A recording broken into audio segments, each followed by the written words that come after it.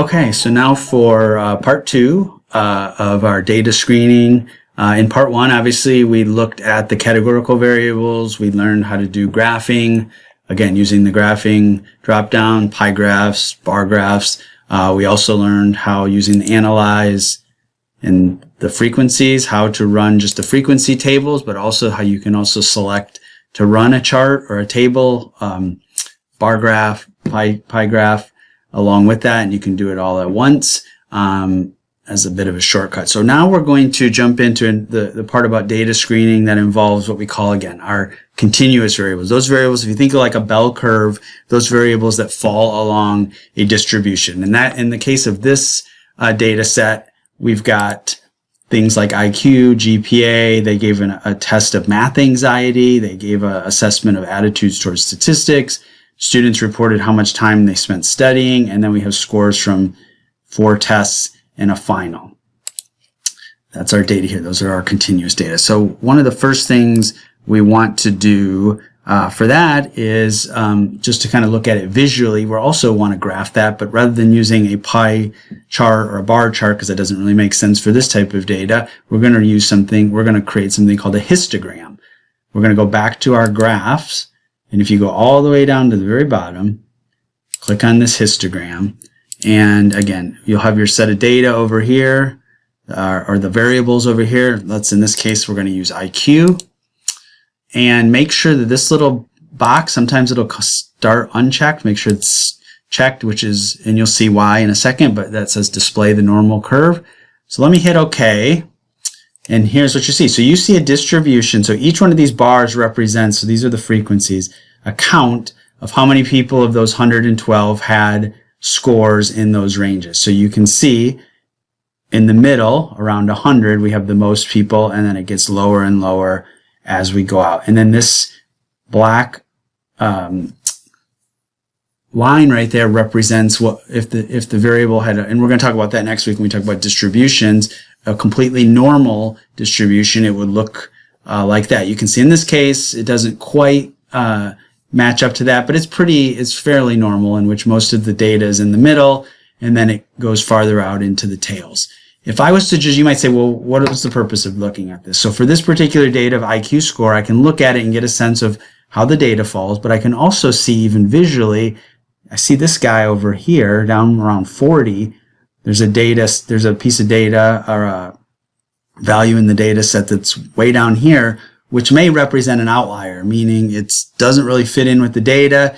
Sometimes it's actual data. Maybe sometimes we have outliers. Other times it may reflect a data entry error or things like that. But I can't tell that just visually. It gives me a sense that there might be an outlier, but I'm going to show you a way to also look at that in a different way. But let me run another one. For example, let's go to, graphs, histograms. Let me take IQ score out of there. And let's look at something like score on a final exam. Move that over. I make sure this little box is checked. I hit OK. Oh, now I get an very interesting set of data here. So here's the final score, obviously out of 100. So our data would range from 0 to 100. And you can see this data doesn't look normal at all. We've got normally in a normal distribution, as we'll talk about next week, most of the data is in the middle. So you would expect this blue to be filled here and then lower out on the tails. And in this case, we've actually got quite a few in these lower scores, and we've got quite a few in these higher scores. So the data is just looks like this. It is the way it is. But it's just one way to look at it. It gives you a sense of what our distribution looks like, how this data is looking. So you can see that. So those are a couple examples, just running what's called a histogram. We would only use that for our categorical variables, or for our continuous variables, excuse me. You would not want to use that for your categorical variables. It doesn't really, value doesn't really make sense. Those are just categories. In this case, values have more meaning, again, from higher to lower. So that's called a histogram. But again, visually, it can help you get a sense of the data. It can also maybe help you find an outlier.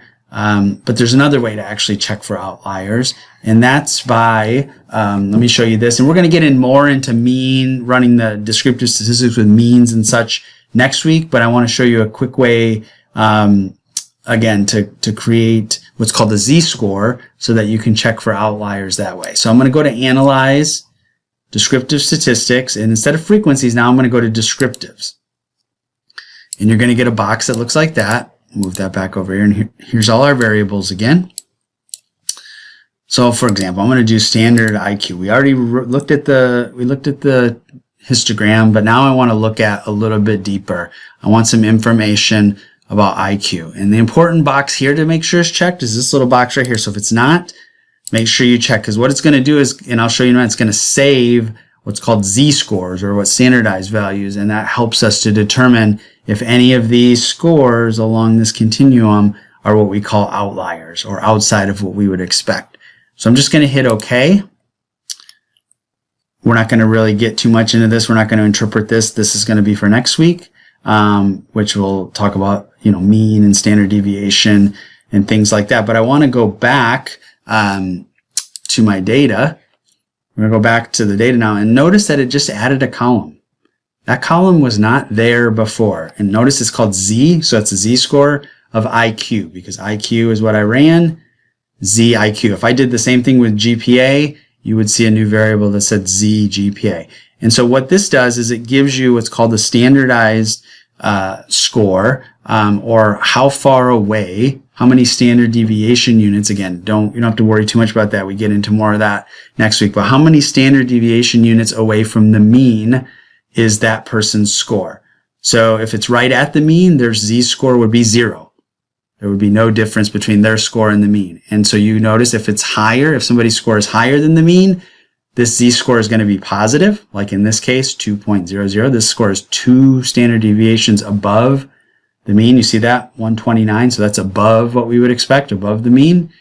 If the person's score, the individual score, is below the mean, they're going to have a negative z-score. So for example, this one, negative 2.23. You can come over here. You can see their IQ score is 61, which is below our mean. And so this is just relatively saying how far away from the mean are those scores? How far out in the tails are the scores? And what the rule of thumb, and this is outlined on your assignment sheet, the rule of thumb we use, or a general rule of thumb we can use to look at an outlier, is a z-score that's either 3 or above, so above 3.0 on the positive side, or below negative 3.0 on the negative side. So above 3.0 or below negative 3. So if the z-score is between negative 3 and 3, we're good. That is a score that kind of falls within what we would expect. That would not be considered an outlier.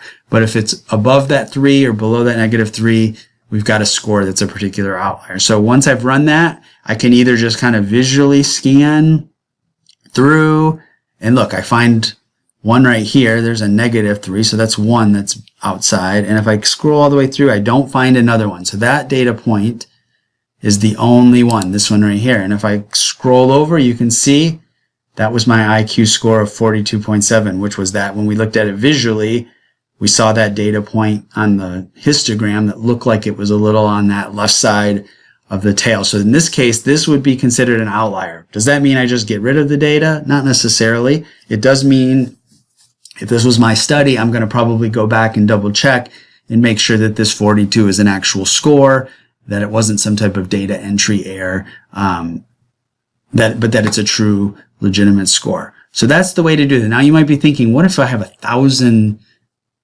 people in my data set? I'm going to be scrolling and scrolling and scrolling because there's only 112 in this case. Well, one way to do that would be to actually go here, descriptive, and go back to our frequencies. Let me get these guys all out of here. And I'm going to run the frequencies for my z-score right here. And we'll see this in just a second. And now look, you get a table of all the different z-scores. And so I will know it's going to be from the lowest to the highest. So I'm going to start up here. Do I see any really low ones? Well, right here I have my negative 3. So it tells me that one's an outlier. And I know these are all fine. And I'm scrolling down to see if there's any above 3. We see that the highest was 2.32, so none above 3. So again, just like what we did when we scanned it, we see that there's one outlier in this data set. So one data piece or one data value that's in our data set that might be a little suspect that we would want to look in a little deeper. So again, that's when we get to a continuous variable, a variable that follows a distribution. Again, we'll talk more about how to analyze distributions in the next lab. This one, primarily, you're going to look at it visually. So you're just going to create what's called the histogram, again, using our graph histogram. And you want to make sure you can display the normal curve. Just gives you kind of a reference point. You can just kind of look visually. And then also you can do it by running the descriptives and saving the standardized value. That's going to give you, again, that z-score that you saw in the data set. And then we can look and see. And in this case, this tells us we have one outlier. So for this SPSS Lab 1, you are doing the categorical variables, you're running the frequencies, you're running pie charts or bar charts or graphs. And for our categorical variables, you're simply running histograms as described for the different variables. And you are computing, making sure to save all the z-scores in your data set and then analyzing for each of those variables, do we have an outlier either, again, above 3.0 or below -3. So for this assignment, that's what you'll be doing. As another quick aside, you don't have to save this output. So this is an output file here. You can run each of the things. So you can run your bar charts, your bar graphs, your pie graphs. You can run your frequency tables, and you can run your histograms. You can keep running them. It'll just keep adding to this file and then save it all as one. So you have everything that you were supposed to do for this assignment in one place. You can just save that. And then you'll also just provide a brief written summary of the results and what you found as you did these various analyses.